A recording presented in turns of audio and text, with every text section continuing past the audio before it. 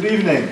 It's a great pleasure to welcome you all to our lecture series, The United States and World Affairs, the Cold War and Beyond. Our speaker tonight is Professor Jolyon Howorth of Yale University, who is one of the nation's leading experts on European politics. I'm Klaus Lars, and I'm the Krasno Distinguished Professor of History and International Affairs here at the University of North Carolina in Chapel Hill. I would like to thank our generous sponsors, again, for making possible this lecture series, as well as our Ambassadors Forum. And then I would like to remind you once again of our YouTube channel, that most famous of YouTube channels.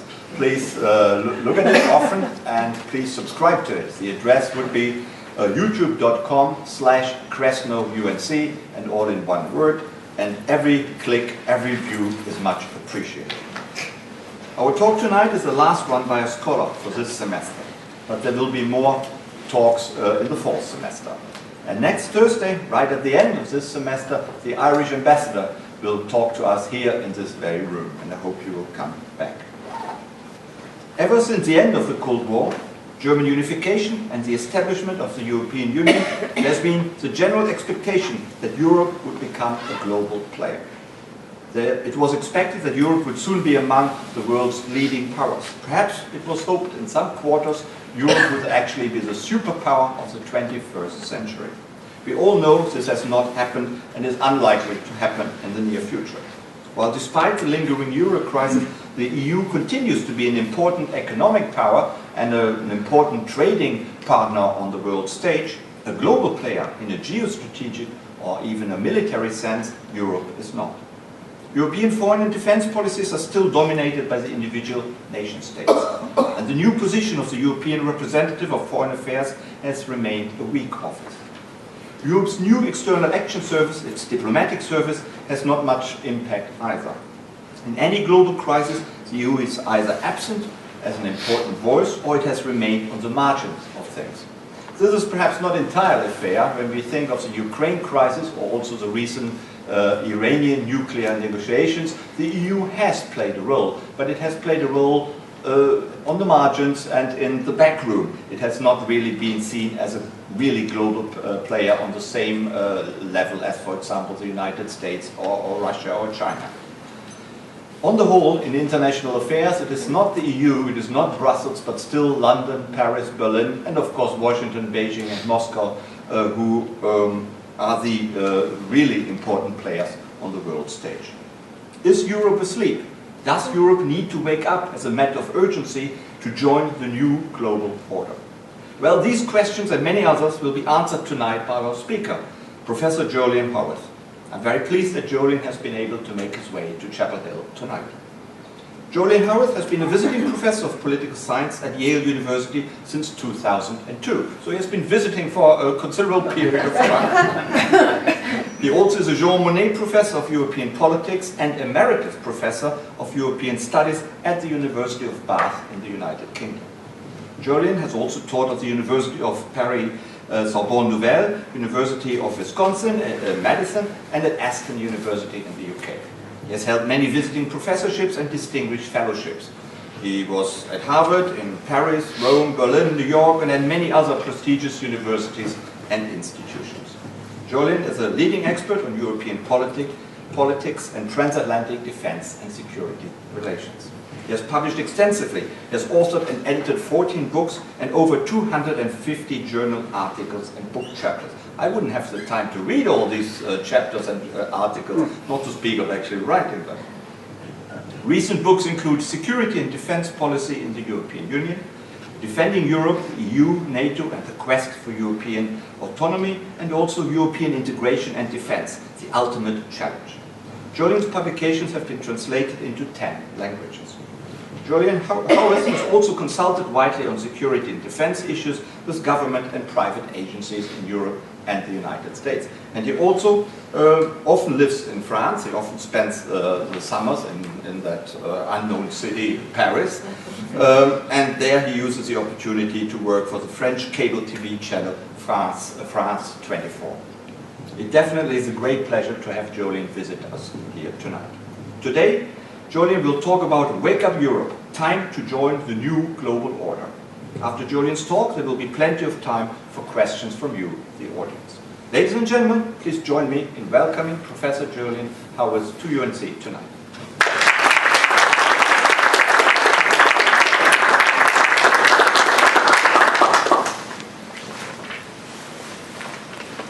Important item, the time, so I will try to keep to time. Thank you very much for inviting me. It's always a pleasure to be in Chapel Hill, where I've spent many fruitful days and weeks. So, Wake Up Europe, what are we talking about?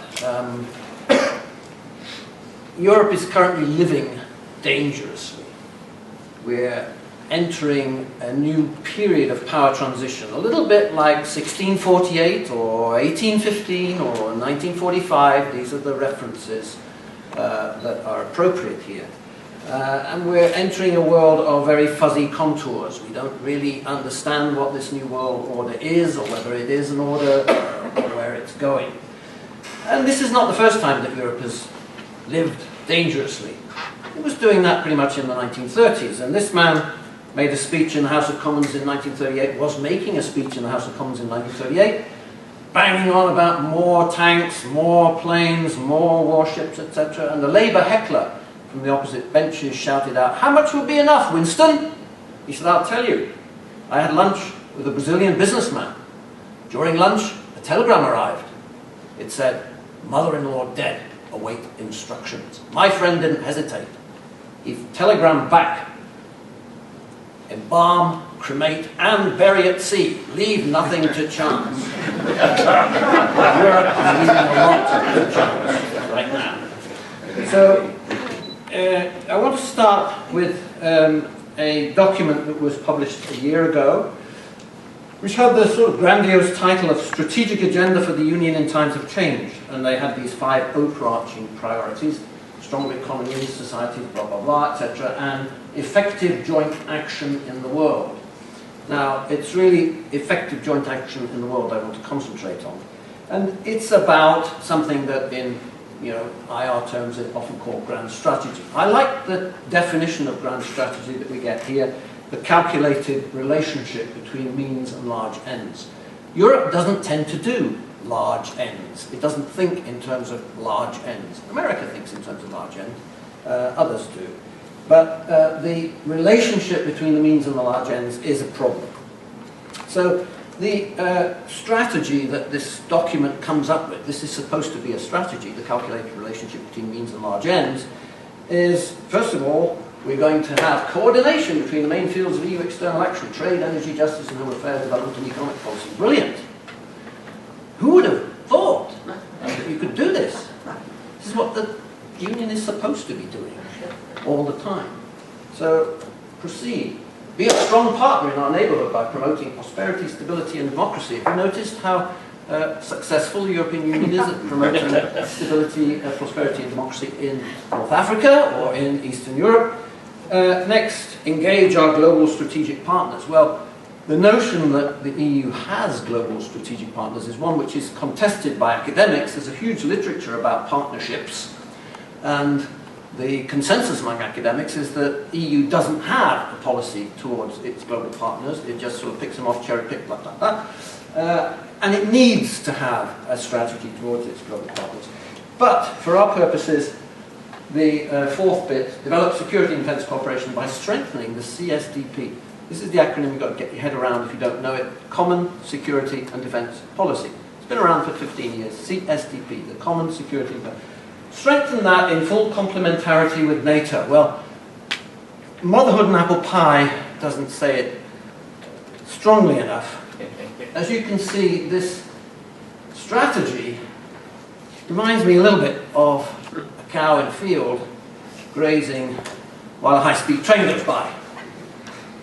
This is my take on the European Union as an actor.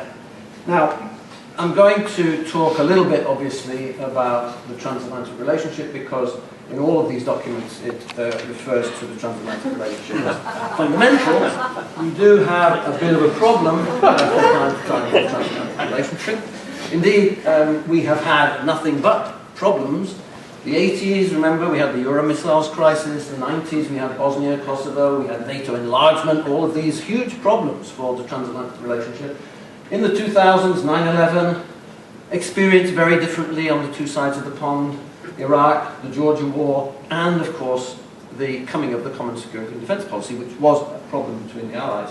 And then we've had Libya and Ukraine. And it's not just about security, it's also about trade. This has become highly contentious in Europe. Europeans are enraged at the idea of a transatlantic trade and investment partnership. And it's partly to do with this. These are not things that help the relationship along.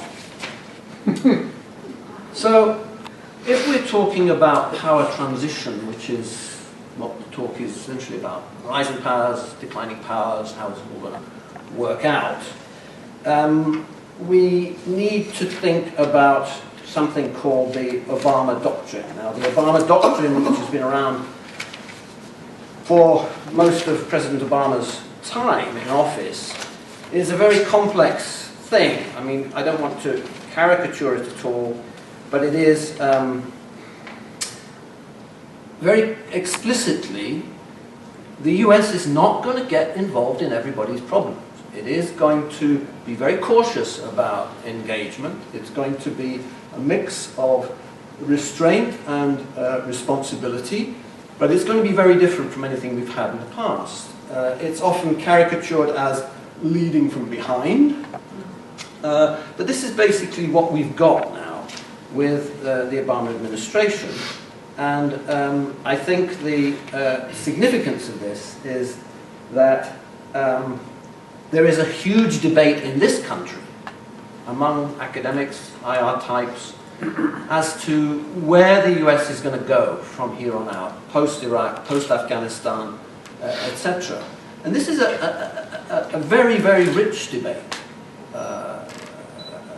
in academia. You have somebody like John Eikenberry from Princeton, who in this very important book, The Liberal Leviathan, argues strongly that the liberal order that was put into place after World War II is resilient, strong, attractive, easy to join, impossible to demolish. We should strengthen it, we should firm it up, and we should force the Chinese and the Indians and the Brazilians and all the rising powers to be co-opted into this without making any compromises to them. That's the Eikenberry view of the new emerging order. Brooks and Wolfers from Dartmouth, similar sort of message. The US can continue to run the world. It doesn't cost a great deal of money. We can easily afford it. It's not contentious. The world is out of balance because there is only one unipole. Unipolarity is here to stay. They're pretty much on the same length, the same wavelength as the Eikenberry thesis. On the other hand, Charlie Kupchan from Georgetown and the Council on Foreign Relations argues in a very important book called No One's World that we're moving into a multipolar world of multiple actors, different pathways towards modernity. Asian powers, South American powers, India, African powers will not follow the Euro-American pathway towards modernity. They will do it their own way, and they will create a different type of civilization, and that we will see a world where there will be 6, 7, 8 poles floating around without any very clear connections between them. Robert Hutchings from University of Texas Austin has this notion that no, the Chinese will not be co-opted into the existing world order. They will insist on bargains. And Hutchings has come up with the notion of a global grand bargain. If the West wants to avoid a war, we're going to have to make bargains in every policy field, climate, environment, trade, etc., etc., with the rising powers. A book which in a sense epitomizes the Obama Doctrine from Barry Posen at MIT, very important book, just published last year, Restraint. Posen argues very strongly that the US should cease to try to run the world. The US is making a lot of enemies in running the world, and although it has the resources to run the world, they're declining. it would do far better and would be far more effective in the world if it just backed off from all these military crises that it's getting itself into. Stephen Walt from Harvard, in this book, is looking for forces that are balancing against American power, and one of his candidates in that is the European Union, which he sees as essentially balancing American power with this scheme, this project to become an international actor. Dear Henry has just produced this book about the world order, which is definitely worth reading, but it's very Kissinger-esque. It is very complicated. The world is a complicated place, and it's not clear quite who was, whether we're going to continue to run it or not.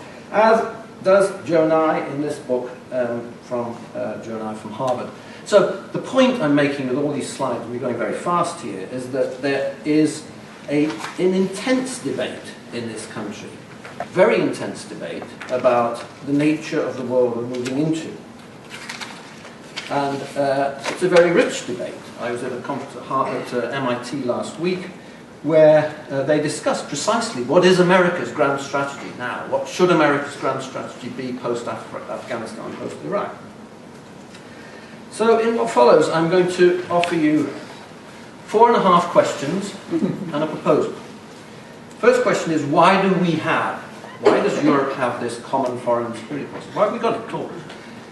What does it do? Well, we know what it does, but what does it really do? That's the half question. Third question is, what are its relations with NATO? And the fourth question is, how has the Ukraine crisis, and I'm talking also a little bit about the Arab Spring, how has that affected the European security picture? And then I will make a proposal, but you've got to wait for that. No trailers for the proposal. So why do we have the CFSP, CSDP, Common Security and Defence Policy? There are 3 drivers here. This starts off after the Cold War. The Balkan Wars are fundamental. The reappearance of conflict on the continent of Europe, first time since World War II. It's quite clear that Europe's got to get its military act together because Uncle Sam is not going to do it forevermore. US pressure on the Europeans from the day the Berlin Wall went down. You guys got to get your act together. We are not going to bail you out forever and ever and ever.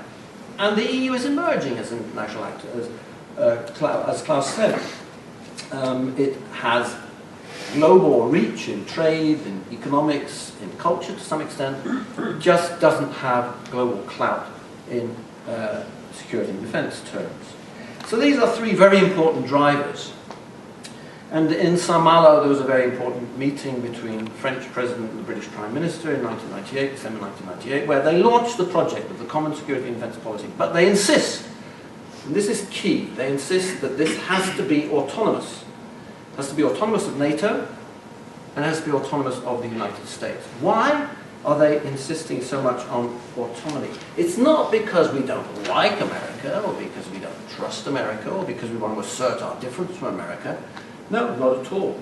It's for 3 reasons. It is because if the EU is to be effective, it needs to decide for itself what its objectives and ambitions are in regional and global terms. It has to do that. It can't take orders from within the Beltway. So that's important. Secondly, it is firmly believed that whereas within NATO for 40, 50 years, the Europeans have essentially just been free riding, supposed to get their defence budgets up to 3%, most of them didn't get it up to 2%, and Uncle Sam paid the bill. If Uncle Sam wants the Europeans to stump up money for military and civilian resources to engage in missions, it can only be done through a European agency. It cannot be done through NATO. That was the belief. So it's a way of getting the Europeans to pay up. And finally, there are lots of missions that the United States doesn't want to be part of. Bosnia-Herzegovina. Bosnia where? The man from Peoria. Where the hell is Bosnia? And what has that got to do with us? Well, that's a very good question. So there are going to be lots of missions. Libya, another one, where the US doesn't really want to be involved.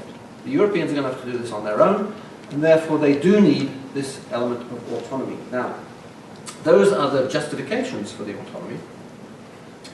And my argument is that we have failed on all of those. maybe a little bit too soon to say definitively that Europe has failed, but the first takeaway that I would give you is that autonomy has not delivered, hasn't delivered strategic vision, hasn't delivered any more military capacity, and it hasn't really delivered anything worth having in the way of missions. So what are the missions? What does Europe do?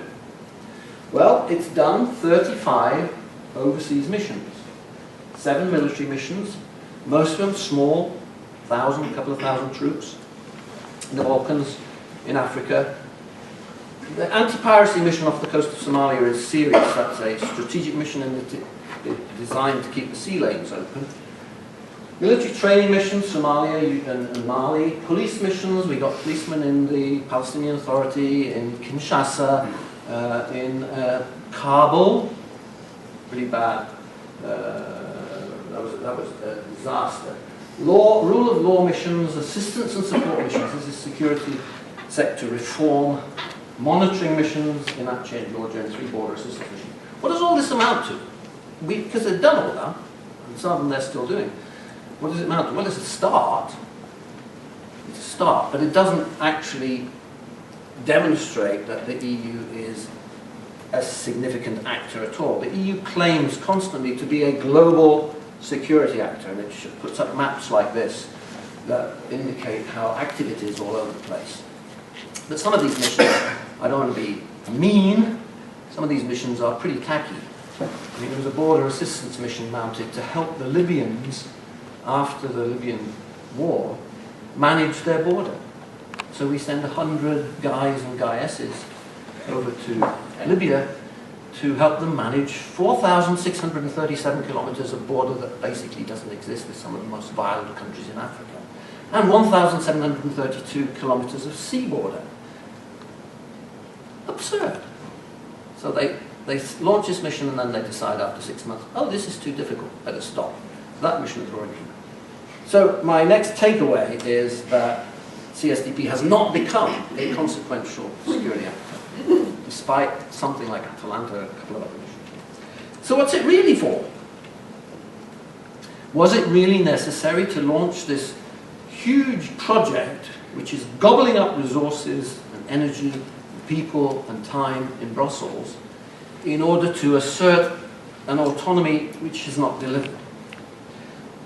I would put it to you that CSDP has morphed into something very different from what was expected. It was expected that the European Union would be able to do something like the Libyan mission, would be able to cope with the Georgia and Ukraine crises on its own.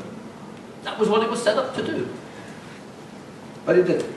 It does what it can, like security sector reform in Guinea, or a police mission training policemen in the Palestinian Authority, or giving advice, a rule of law mission in Iraq, the 3rd most corrupt country on the planet, according to Transparency International. What are we doing training Iraqis on the rule of law?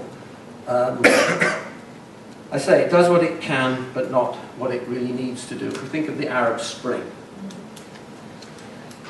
this is the southern fault line, essentially. Europe is sitting on 2 massive fault lines. One is to the south and one is to the east. I'll deal with them sequentially. Europe thought it knew what it was doing in the Mediterranean. It had something called the Barcelona process, which went from 1985 onwards. It was going nowhere, so President Sarkozy launches a better thing called the Union for the Mediterranean, 2007.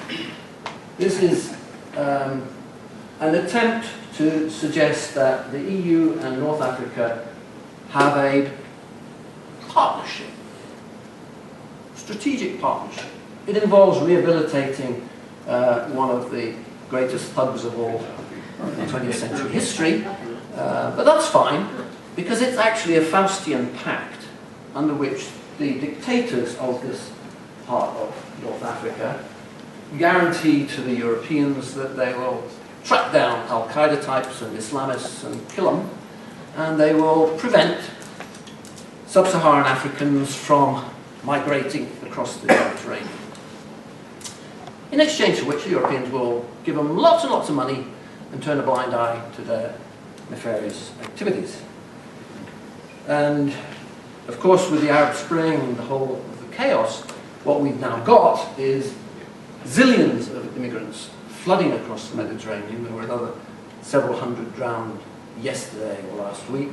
And we've got jihadis, many, many of them, going off to fight in Iraq and Syria, ISIS and whatnot. And the fear of what happens when they come back. The Charlie Hebdo guys had not been in ISIS, one of them had been to Yemen, but you get the point. So this was not working prior to the Arab Spring, and since the Arab Spring it's become even more chaotic. As you know, Libya is now totally anarchic, with weapons flooding everywhere from the Palestinian Authority to Nigeria. So we need to rethink this relationship between the EU and NATO. It was, the CSDP thing was born because it was assumed that only in autonomy could the EU actually achieve anything. So my third takeaway is that we have to rethink this relationship. We've had lots and lots of rows about burden sharing, and we're now into this leadership from behind thing. We first found that in Libya, where Obama said very clearly, we don't want to do this. If you guys want to do it, you do it. We'll give you help, but we're not leading. Okay? And we've seen that repeated in Mali, we've seen it repeated in Crimea, we've seen it repeated in Ukraine, we've seen it repeated in various places. The Obama doctrine is real. The Europeans are expected, under this doctrine and under current American policy, to take greater and greater responsibility, at least for their neighborhood. Europe's not a global actor, but it should become a regional actor, and the Americans really expected to do that.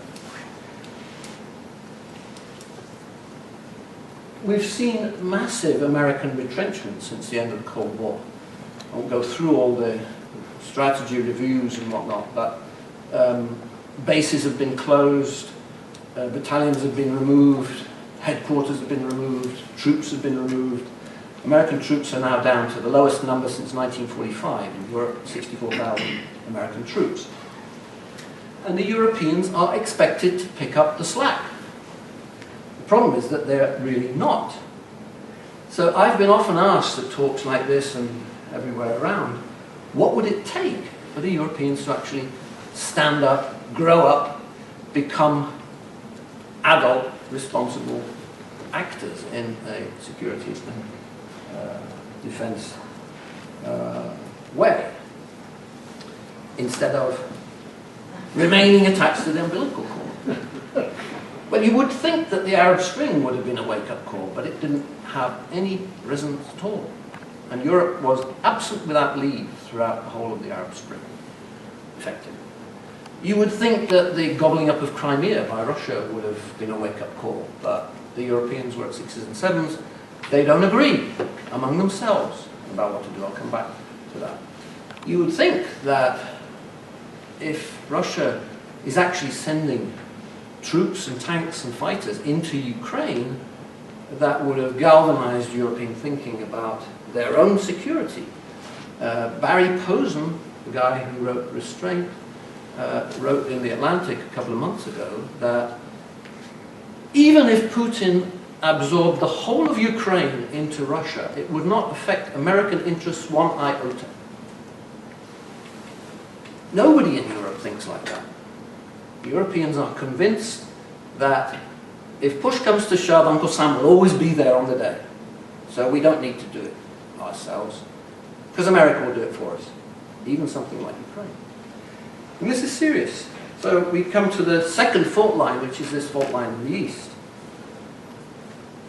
That is from Sam Huntington's Clash of Civilizations. That's the line he drew as the clash of civilizations. And it is exactly right. That is exactly what we are now seeing. His line is a little bit too far to the west in Ukraine, but you know, all is. We had something, the European Union had something called the Eastern Partnership, which was launched in the mid-2000s, under which it was supposed to have a special relationship with 7 countries of the East: Belarus, Ukraine, Moldova, Georgia, Azerbaijan, etc.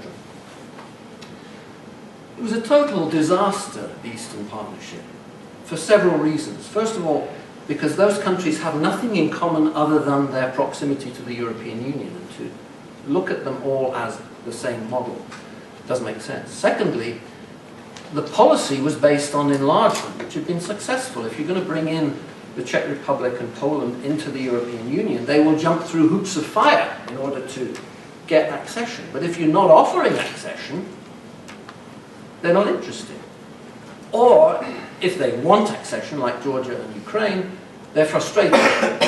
So the policy didn't work. And in any case, the European member states do not have a common view of how they should deal with the eastern border at all. So they left it to the Commission, the European Commission, which deals with it in a completely technocratic, programmatic, apolitical way, treating Russia as though it didn't exist. No discussion with Russia at all. We are going to suck Ukraine into the European Union without offering them membership, of course. And strangely enough, the Russians find this a little bit objectionable. So the way it was dealt with in Europe was pretty much making matters worse, shall we say. The Europeans have a very Eurocentric view of the world. There's a big literature about something called normative power Europe. Europe is not, it doesn't really matter so much what Europe says or what it does. What matters is what it is. It is a postmodern wonder world of peace and harmony and holidays and welfare states and things like that. And the rest of the world is watching, envious like hell. And, this European thing, So the Europeans basically, there's a growing literature which argues that Europe really badly mishandled the Ukraine crisis, exacerbated the conflict with Russia, and has wound up with what we've got. And as you probably remember, Victoria Nuland, the Under-Secretary of State at the State Department for Eurasian Affairs, had to go to Kiev to try to sort it all out. Remember this? And of course, came up with this famous quote, this was a conversation between her and the American ambassador to Ukraine. These bloody Europeans have screwed up. We need to take responsibility. So, how do you deal with a crisis like the Ukraine crisis? What about NATO? Well, NATO is equally problematic, in my view. A lot of people think that the NATO thing is the answer to all our problems. We've got several things to look at. First of all, the legacy of NATO enlargement. Now, don't get me wrong. I'm not judging NATO enlargement for what it's worth or for it in its own terms at all. What I'm saying is that when we first started negotiating with the Russians the incorporation of East Germany into West Germany, the creation of a unified Germany, the issue of whether East Germany, which was a former member of the Warsaw Pact, should become a member of NATO was the crucial issue, a crucial issue. And guarantees were given to the Russians that NATO would not move 1 inch to the east. That expression is in many of the documents around here. Would not move 1 inch to the east. And the Russians are constantly quoting that. Now, there was nothing put in writing. It was a wink and a nod. It was a gentleman's agreement between Shevardnadze and Jim Baker. But it was what they believed. And instead, they've had NATO enlargement right up to the border. And they're fed up with it. And you may recall, and we say NATO, why are you so worried about NATO? NATO is benign. NATO never did anything wrong.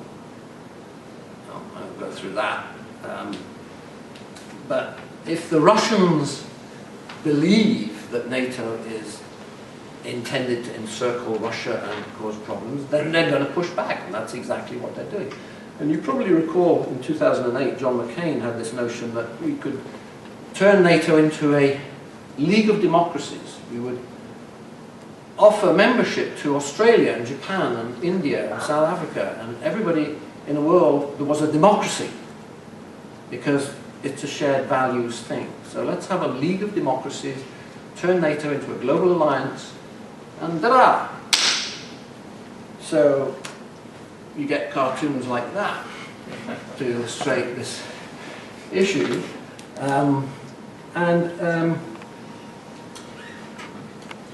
Okay, we have a situation where the United States wanted very badly, George W. Bush, to offer NATO membership to Ukraine and Georgia. And the Russians said very clearly, if you offer NATO membership to Ukraine and Georgia, we're going to have a war. And of course, after the Bucharest Summit in 2008, at which membership was mooted for Georgia, Russia invaded Georgia.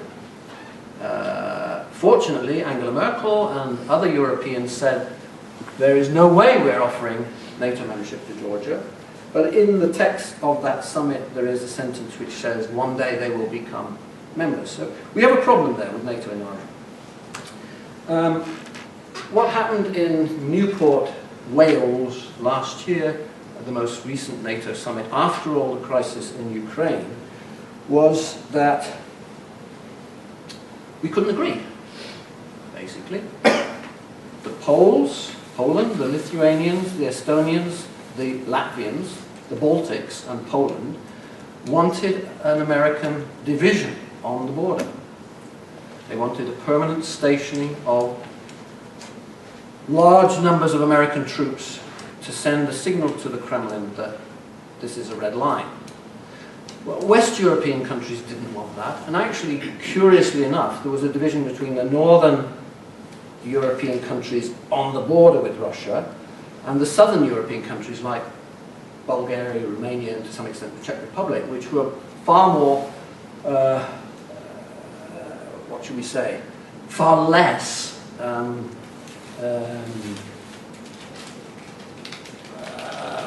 inclined to poke the Russian bear in the eye. And of course, the United States was not prepared at all to envisage the idea of permanent stationing of large numbers of American troops on the border with Kaliningrad or Belarus or Ukraine. So we came up with a compromise, which is a very high readiness task force, which is being put together, led by Germany. I'm going to say something more about Germany in a second, which is a sort of tense compromise between serious saber rattling, one more Soviet, one more Russian boot in eastern Ukraine, and watch out. There's a compromise between that sort of robust statement and empty rhetoric. But it's not very satisfactory, and it's not clear where it goes from here. So we're left with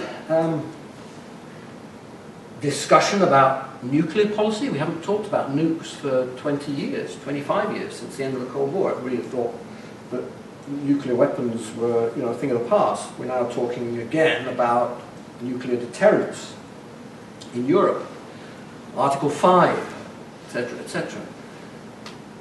And everybody is basically just hoping and praying that Putin won't do anything really stupid. But we just hope that the bluff is not called. So I finish this talk with some thoughts about how Europe might be able to acquire some elements of actorness, horrible word, in its own neighborhood. And it involves thinking about three possible scenarios for this common security and defense policy, which, as I've demonstrated, doesn't really do anything. And NATO, which is in a bind. It's in a bind because there is a division between the United States and the European Union. There's a division within Europe. If you live in Poland, if you live in Portugal, what happens in Ukraine doesn't really impinge much on your consciousness, but it does if you live in Poland. So there's a division there, and there's a division, as I say. So, three scenarios. First of all, this common security and defense policy thing should just stop, We tried. It was hard. Henry Kissinger had on his desk 3 boxes. Inbox, outbox, my box marked too difficult. This could come under that category, 28 member states trying to devise a common. It's not going to happen, too much has been invested, and the Europeans want this to go on, and the Americans want it to go on. Go back to my first slide. This was pushed in large part by American demands that the Europeans stand up and take responsibility. The second scenario is that they both continue to muddle through, like we've been doing for the last 20 years. There is a relationship between them, they talk to each other from time to time, but the European thing is using up enormous amount of resources and time and energy. And NATO is also suboptimal because of this distraction and whatnot. Now I, who was one who for many years argued very, very passionately in favour of European autonomy because I believed, as everybody else did, that this was the only way the Europeans were going to become responsible and actually acquire the capacity to do something worth doing in the neighbourhood. I now believe that that is wrong. So I believe that the answer here is that the EU should progressively assume responsibility in the neighbourhood, take over from the United States leadership in some of these missions. Now you may say, well, he's crazy. But, you know, we're desperate for some solution here. And that the US will progressively act essentially as an enabler, a little bit like the Libyan model. If there are European countries that are prepared to step up and take the leadership, do the action, and the Americans will help. This is predicated, this solution is predicated very much on two massive ifs. Actually, let me give you the two massive ifs after this next slide. The next slide, in a sense, shows what I'm suggesting. See, NATO, I think, is a little bit like a bicycle. It's like a big bicycle, but it's only ever been ridden by the Americans. The Europeans have kind of bundled on the baby seat at the back, holding tight. So what we need is for the Americans to teach the Europeans how to ride the big bike. Got training wheels on, like suppression of enemy air defenses, heavy lift, logistics, intelligence, stuff like that. But progressively, it's only through NATO that the Europeans can acquire the experience of leadership and so on. Now, this is a little bit of a joke, but I can talk about that in questions if you're interested. The two big ifs are the following. Is the United States serious in this constant message to the Europeans and to the Japanese?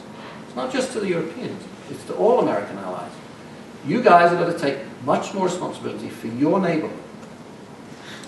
Because we can't do it forever. We can't do everything. If the Americans are sincere about that, that's my question. I've asked this question in Washington, D.C. by many officials. Do you really mean that you really, really want the Europeans to do this? And the answer is yes, we do, but we're not confident that they can. And that's the other big if. Even if the Americans are sincere and really do want the Europeans to increasingly assume responsibility for places like Ukraine and Libya and Egypt and wherever, could the Europeans do it? Are they capable of the degree of unity and robustness that would be required? Well, everybody has their own answer to that. I finish on two hopeful notes. Okay, the problem with European security and defence is that it is, as Klaus said in the initial remarks, it's the member states. And we know who we're talking about. We're talking about Britain and France initially. We're talking about Germany, Italy, Poland, Spain a little bit. The others, you know, Sweden's not bad, but you've got to have leadership here. The French are happy to go off on their own and do Mali and do, they're now in a treaty, a defence treaty with Algeria. Imagine that, France and Algeria are fighting the same enemy. It's called Al-Qaeda in the Islamic Maghreb. But this is the good news. France and Germany have never agreed on defence policy. They've really been in completely different places. And bizarrely, this guy, who everybody in France hates, seems to be getting on really well with Angela. And increasingly the Germans are making speeches and noises about assuming leadership, even in this area of security and defense. Something that would have, sent shivers down most Europeans' backs a few years ago, but we're now happy that the French and the Germans appear to be moving into the same, onto the same page. They're doing a lot together in procurement, they're doing a lot together in space, they're doing a lot together, and that's a good sign, because the opposite is a bad sign. But if we think about grand strategy as the calculated relationship between means and large ends, there's one other, we're grasping at straws here, there's one other hope, and that is in the new High Representative for the Common Foreign and Security Policy. Federica Mogherini is the former Italian foreign minister. She is the new face of Europe in foreign and security policy. And she has decided, she was appointed last November, she's decided that her very first priority is to develop a European grand strategy. Now you say, well, we've tried that before, but she's asking the right questions. She's been working with a team between Rome and Brussels over the last few months in developing a document which asks the first right question, and that question is not so much what can Europe do in the East and the South, but what could the European Union realistically be expected to achieve with a common policy towards North Africa and the East? That's the correct question. That's the large ends question. What is it that they think they can realistically achieve? And that question is going to be answered in a variety of iterations in this month and May, and the document will be made public in June. Thereafter, for about a year, we'll be talking about if this is a realistic objective, then what means do we need? And the big question in that, how important are military means in this? It's a question which Europeans have tended to shy away from. It's one which has to be answered. So that's happening.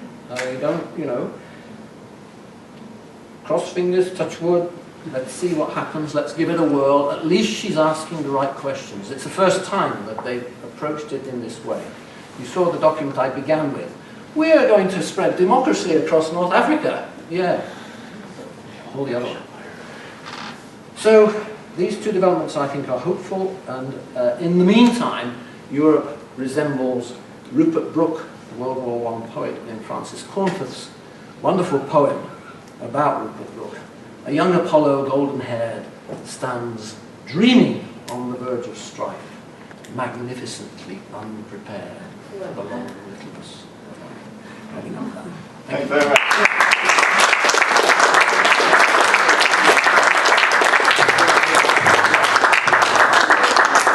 Thanks a lot. That was very interesting, very enlightening, and also provocative to some extent. Last week we had a speaker here who was very critical of the new High Representative and was very negative and think, God, forget about it. Now you tell us the opposite. No, apart from a document okay. But apart from that grand strategy paper she has initiated, do you see any other reason for optimism that she will make a difference, let's say, compared to her predecessor, Lady Ashton? You want me to answer that question? Absolutely. Is this still on? It is. And that one is on no, too. It doesn't. I don't think no lights on there at all. Yeah, there's a light. Okay, well anyway. That one too. You can put that in your hand. We can hear you. Okay. All right. Yeah, that's it.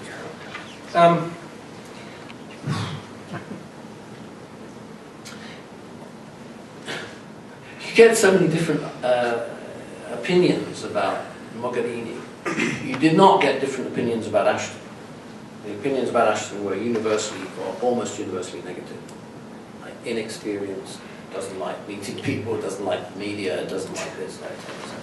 So from that perspective, Mogherini is a genuine politician who understands politics and who understands how to go about this stuff. And I have to say, I said to you at lunch actually, that when she was appointed, a lot of people were saying negative things about her.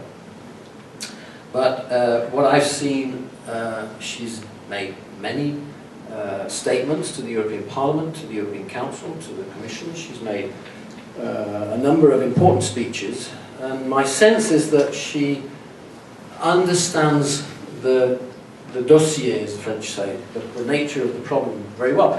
One of the things that was said about her before she was appointed was that she was too chummy with Putin and with Russia. She was too uncritical of Russia.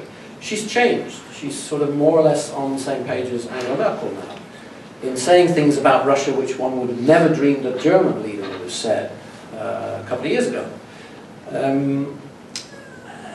Other than that, there are those, like your speaker last week, who think that she spends far too much time just listening to people and not enough time actually doing anything. But she's only been in the job 6 months, and she's avoided making any major mistakes so far, which was not the case with Ashton. Ashton got off to a disastrous start, making one very, very serious mistake after another. So I would simply say the jury is out. I'll give her, every opportunity to demonstrate that she can do something. But I think one has to also recognize that this job is almost an impossible job. It's not like Secretary of State. She doesn't really have any power. She only has the power that the member states are prepared to allow her to have. So she can make a difference around the margins, and if through this attempt to define what Europe might be attempting to achieve, if through that she can influence the member states to get on the same page, then I think that would be a very worthwhile thing. Personally, I believe that the interests of the 28 member states of the European Union in this vast global thing that we are trying to understand are massively convergent rather than divergent. Europe is a tiny little nip-up of the Eurasian landmass. It's the smallest of the continents. It has more sovereign states in it than any other place on earth. It's a quarrelsome little place that's living on historical capital. It doesn't have a lot going for it. It doesn't have much in the way of resources. Demographically disastrous, It needs to get real about its real position in the world. Thank you.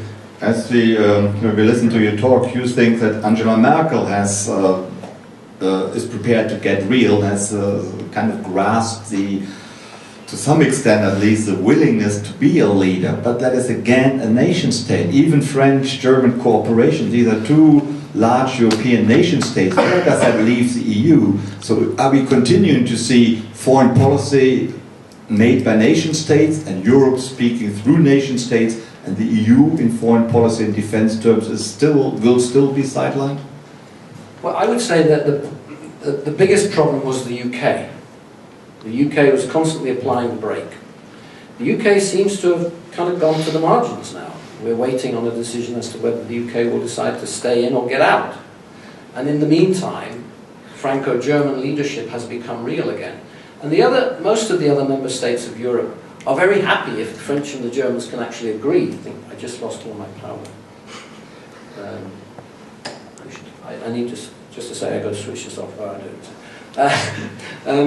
I think if a Franco-German lead can emerge, which is meaningful, most of the other 20-odd member states of the European Union will just be very happy.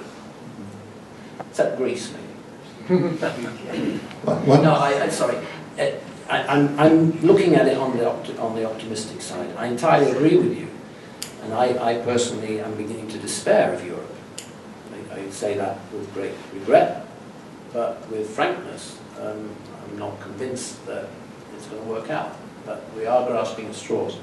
Let me ask you one final question before opening it up to questions from the audience. Traditionally, the United States was more interested in driving a wedge between and among the European states rather than pushing for a united Europe. You tell us that that has changed. So the United States has seen reason and saying divide and rule is not going to work anymore? Well, first of all, I don't think it's true. I mean, the United States was an architect of European unity through the Marshall Plan, through the Kennedy Plan for interdependence, all of that it was only Donald Rumsfeld who wanted to play divide and rule with the new Europeans and the old Europeans. Sure, the United States is not a global tooth fairy or a primary altruist, so all of this was for naked interest. But nevertheless, the US, I think, over the first 40 years after World War II, was massively in favour of European integration. Pressure on the Brits to behave within the European Union and play a constructive role has been immense. So I don't really buy the line that somehow the Americans have always tried to play divide and rule. I think that they're, on the contrary, would be happy if... But wasn't it a subservient Europe the United States had in mind? Ah! Yes, that's another issue. But now, this is my first if. If the Americans really want the Europeans to take responsibility for their leadership, it can't be a subservient Europe. They have to accept that it's going to be an assertive Europe. And the second if is whether Europe can be assertive. Right. Thanks very much. Let's open it up. Holger Morov. Yes, the last time you saw... That's fine. That doesn't work. The last time you saw French and German leadership was in 2004 to the run-up of the invasion in Iraq, and America didn't, 2003, and America didn't like that at all. And after that, you had a serious talk about autonomy, the Tervuren summit, where they said we're going to have headquarters for the ESDP, for the European Security Defense Army. And it was not only Rumsfeld who thought this was anathema, but also Madeleine Albright, the Democratic Secretary of State, who coined the term no decoupling, no discrimination, no doubling, no duplication of NATO and European defense.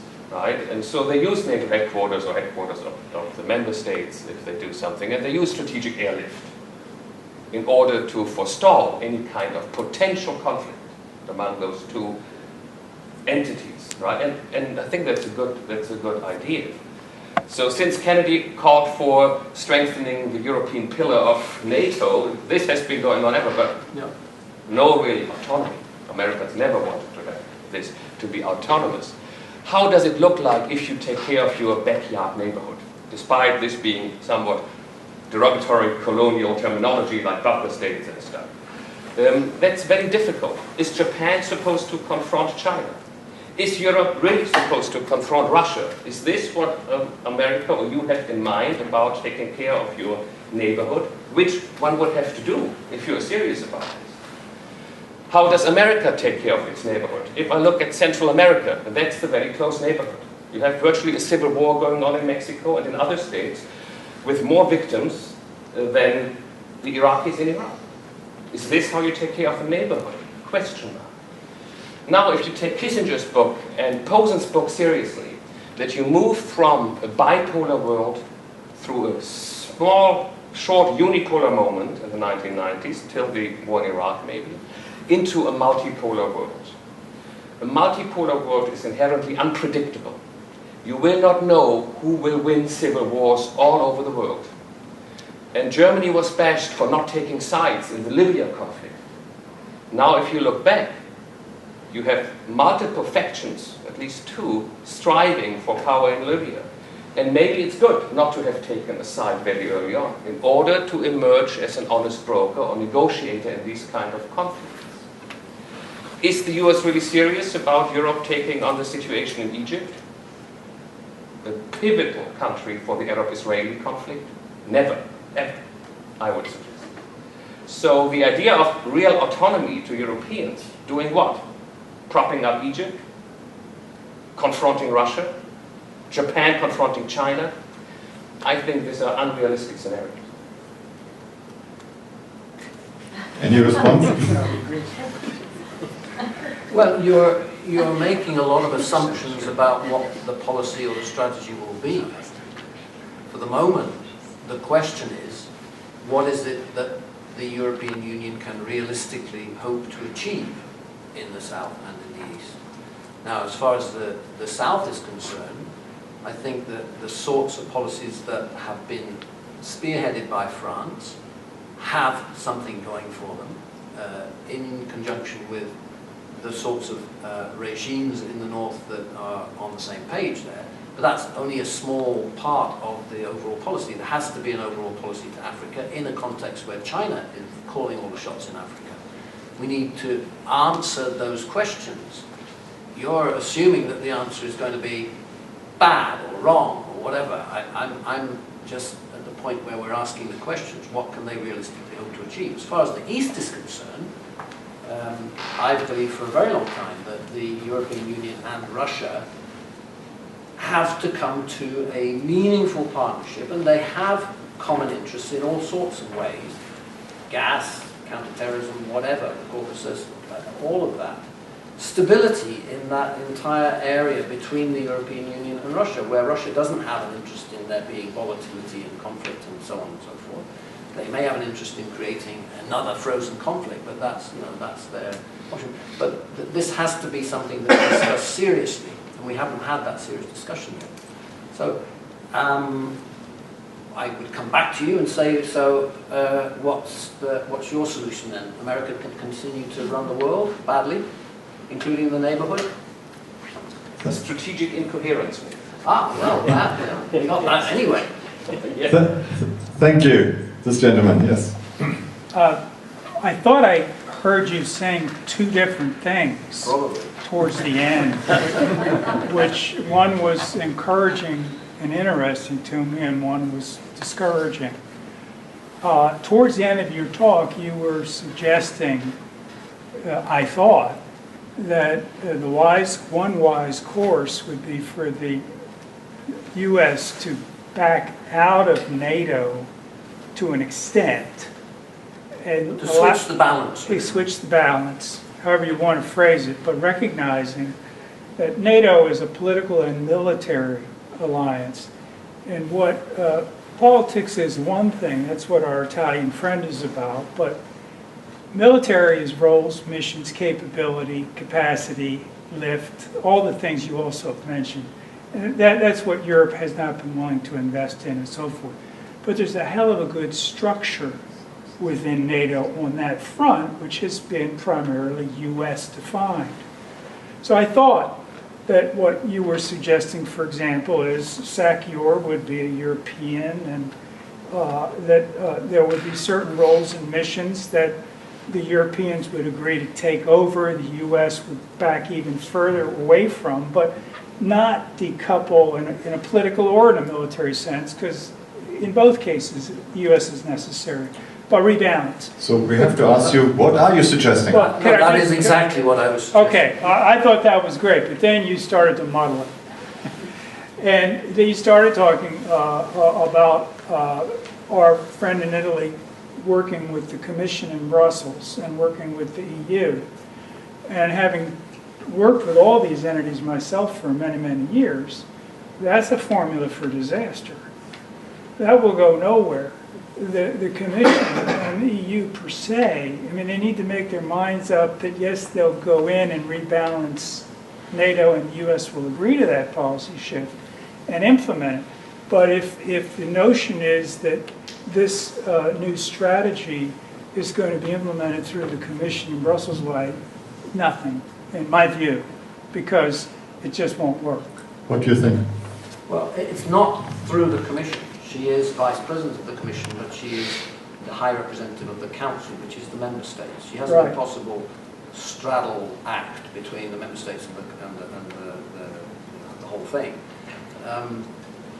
You know, there are a lot of people who think that it is literally impossible for the 28 member states to agree on something worthwhile. There are those who say anything they can agree on wouldn't be worth the paper that it was written on.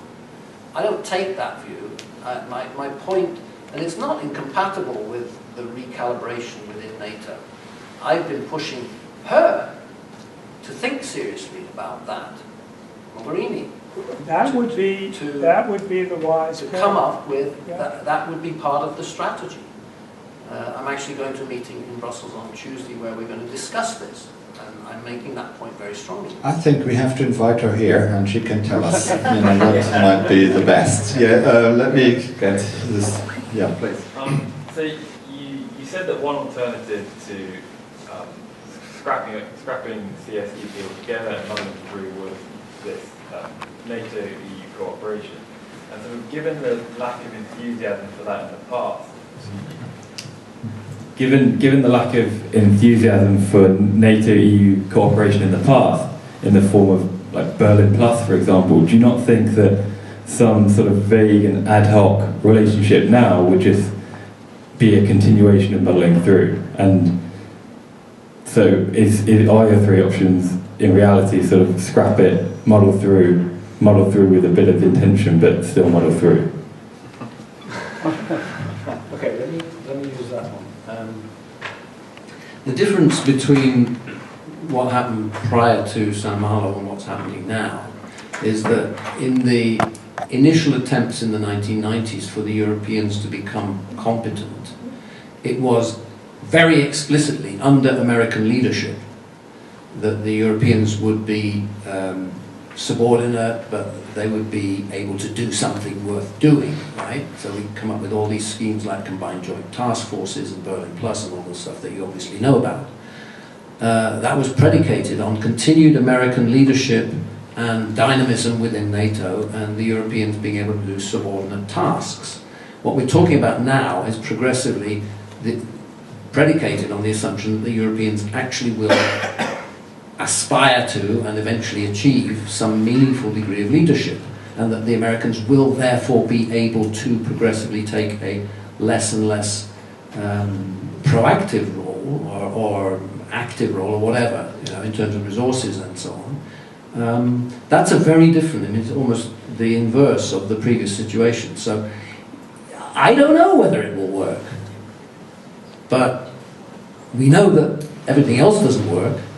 So this is, you know, something new to be thinking about. And increasingly since Libya, everybody is saying, CSDP and NATO have got to cooperate. Got to cooperate. Well, what does that mean? Well, I'm saying what it means for me, and you know, people are beginning to think about it. Thank you. I'm still not convinced that the United States easily want to pass on important tasks to the Europeans. That may depend a little bit on the actual administration. Obama, perhaps, his predecessor and his possible successor, will they just continue that sort of European foreign policy in inverted commas, which Obama has been accused of?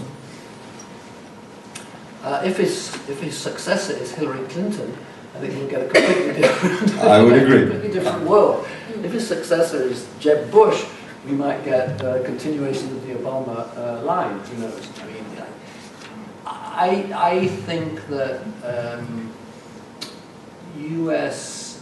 resource constraints, the massive debt, the massive $56 trillion hole in the Social Security budget, etc., is creating a climate in Washington where more and more people recognize that you can't go on doing this forever and ever, and something's got to change. And what's got to change in the discourse is that the Allies have got to take up some of the slack. Okay. How you do that is the question. Okay, thank you. Bob Jenkins. Yeah, I guess my thinking on this is shaped by the fundamental institutional question inside the EU is how do you actually get common policy out of this? I mean, the High Representative won't create policy, and even with the France-German unified policy, I don't see the 28 states in any way cooperating. I mean, on marginal issues, yes, but on fundamental issues, Why? Why? Because they have different interests. No, they don't have different They have interests. different economic interests. They do not have different interests. In this global world that we live in now, these states are nothing on their own. Their interests are massively convergent. They say they have different interests because they want to play the national card. But in reality... The national cards are interests. Yeah, the difficulty, obviously, is in defining the national interest. And I would argue very strongly that whatever journalists say and whatever some academics say about the impossibility of Europeans agreeing on anything fundamental, that in the context of a globalizing world and a changing power transition situation, Europeans either hang together or they hang separately. Well, I think if you look at it historically, there's only two things that lead to that kind of unity. One is a very strong external threat, or the other is a civil war that leads in the victory of one of the sides. Yeah. So I mean, I don't see that happening. Well, I could see both of those happening. Yeah. Thank you. Yes, please. So you talked about it. You want to take that? You talked about the reemergence of the German, the Franco-German leadership in the continental Europe. I wanted to ask you if, like in the early 2000s, there was like this talk about like having a common European military. Do you think like this talks could resurface after the situation in Russia, or are they like stalled forever? Well, not anytime soon. I mean, people are talking again now. Angela Merkel has talked repeatedly about a European army. Donald Tusk has called for a European army. Jean-Claude Juncker is calling for a European army. I think that's pretty wild talk. I don't see that happening simply because it would take an awful long time and it would require a much, much wider sense of European identity for Europe to actually develop something that would be recognizable as a European army, where people are committing troops permanently to this army as opposed to lending them, which is the situation now. So I think that's a little bit exaggerated. I don't see we're going in that direction. I can't see the French, and certainly not the Brits, ever accepting the notion of a European army as such. But that doesn't rule out a much greater degree of common thinking about what is required, both in terms of military and in terms of civilian assets. That's this comprehensive approach that everybody's talking about in Europe. Everybody's talking about it, nobody really knows what it means. These are the questions I think that are being asked in this strategy review, and that's why I think it is at least worth paying attention to. I'm not saying it's going to succeed. You may be right that the Europeans are incapable of agreement. I just don't agree. Let me ask you, being British yourself, what is happening to Britain? Why is Britain suddenly in its foreign policy, as you said, on the margins of things, and not even as a national foreign policy is concerned, they seem to be doing an awful lot. How come?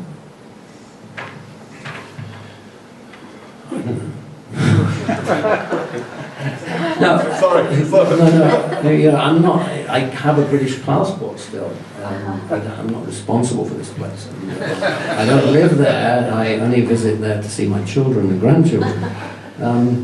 But you know, Cameron began his premiership with some sort of ambition to play a serious foreign and security policy role, but has completely backed off.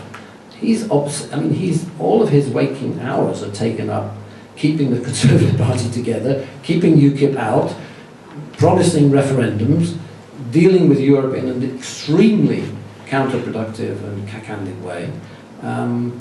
He has no time left for this sort of stuff, and I don't think that he's very interested in it. I mean, there are a couple of articles in The Economist last week suggesting that Britain is basically opting out of the security and defence area altogether, which is really quite extraordinary. Now, I think that Britain is going through a very serious crisis of identity, in which it is faced with answering the question which it has refused to answer ever since 1945. What is it? Is it part of Europe? Is it part of the Anglosphere? Is it America's poodle? You know, what is Britain? Is it a united country? It certainly isn't a united country, and it could very easily break apart. I mean, I think the Scottish thing is only just beginning. So it has this serious. The French asked the same question in 1945 and came to the right answer. We are part of Europe. Europe is our salvation. The Brits have never come to that conclusion. So if you want me to be provocative, I would argue that it may be. Although I think it would be a disaster for both Europe and the British people if they pulled out of Europe, which one cannot exclude anymore. Most recent opinion polls have gone back to predicting a yes vote to get out. It may be in the best interest of both Europe and the British people if that happened, because it would remove the brake from the European Union and allow it more latitude to achieve what it really wants to try to do, whatever that is. and it would force the British to spend 40 years of damp isolation in the middle of the North Sea, during which they would have to think, well, actually, the only place that makes sense is Europe. So they'll reapply in 2070 and be accepted, and they will swallow the whole of the acquis communautaire and become the most disciplined member of the European Union. Have to accept the euro. Do that as well. They'll double the Queen. I think you should become a science fiction writer. So Greece will leave the Eurozone, Britain will leave the EU. Well, no, I don't. That was my speculation on my part. Yes, please. To get off your main topics, but since Greece has been introduced and you mentioned the Ukraine, would you give us your thoughts about those current situations in light of what you taught us today? Greece and Ukraine? Well, separately. Not really. My wife, who teaches at Boston University, is a specialist on the Eurozone crisis, and so I get it breakfast, lunch and dinner for the last 3 years, and she doesn't know what the answer is. I mean, the one thing I would say about, I think that the Eurozone crisis will be transcended. I think that Greece will stay in, but I can't give you any scientific evidence for that. It's just that the consequences of any Grexit or Brexit or whatever from the Eurozone are so unthinkable that people will find a way of keeping them in. I mean, Tsipras has put down a kind of challenge to the others to basically pay up or shut up, and we're finding some sort of mealy-mouthed compromise between the two. More significantly, I think, in the current crisis, and it leads into your Ukraine question, is that the European Council next month is going to have to vote again on the renewal of sanctions. And Tsipras in Moscow last week said that Greece will vote against. Cyprus will vote against any further sanctions on Russia. For all sorts of complicated reasons. In the Greek case, largely because of religion, but also money. In the Cyprus case, because of banking and history and all sorts of things. But if those two countries oppose the renewal of sanctions, that's actually very serious, because for the moment the EU has no other way of leverage in Moscow, no other means. So, I said in my talk a little bit kind of provocatively, you noticed that I like provocation, that everybody's wishing and hoping and praying that Putin's not going to do anything really, really, really stupid, like Barry Posen's scenario of taking over the whole of Ukraine. I don't think that they would do that. I mean, Crimea is costing them zillions just to absorb that. To try and do something even in eastern Ukraine, something more secessionist or ambitious, is going to cost Russia enormously. So I personally think that Putin has already created the situation from which he will bargain, which is a frozen conflict. We've got another frozen conflict, like Moldova and Transnistria, like all the other, Abkhazia, South Ossetia, etc. If Russia can create that frozen conflict, it's achieved what it wants from a bargaining position, not that it's going to negotiate about that, without going to war over it. So that's about as good as I can do, I'm afraid. Thank you. Thank you very much. Any final questions? Yes, please. The EU... Speak up, please. The EU was founded out of the results of World War II, and it's based on economic integration.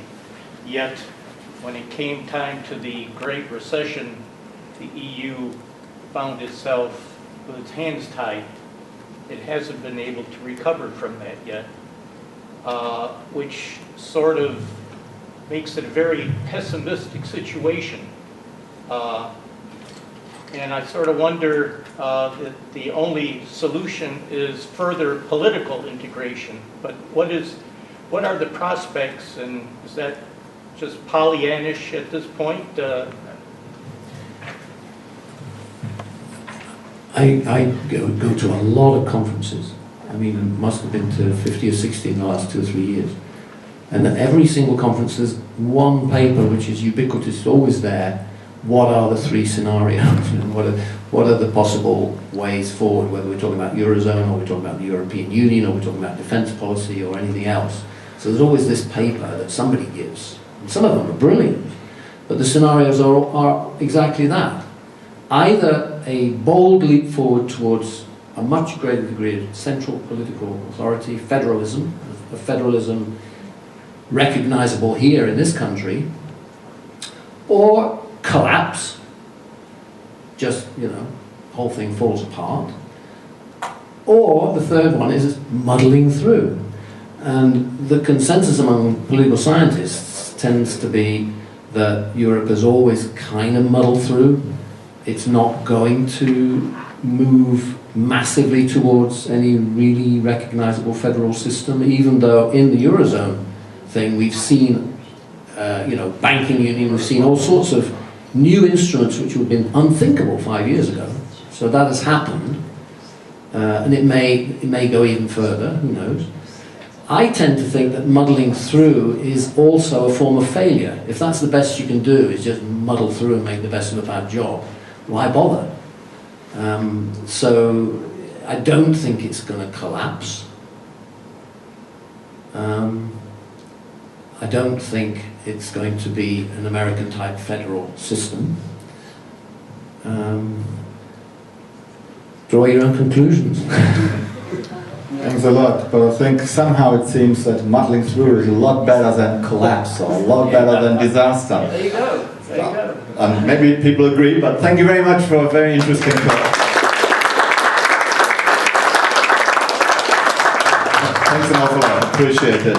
And before you all rush out, I would like to remind you, the Irish ambassador, the ambassador of Ireland to the United States is coming to us next Thursday, April 23rd at 5:30 p.m. in this very room. And she's a very senior Irish diplomat. She used to be Irish ambassador to the United Nations, and before that she had senior jobs in Dublin and in other countries abroad. So I think she's well worth listening to. You're all very welcome to come, and I hope this room will be full next week. Thank you very much.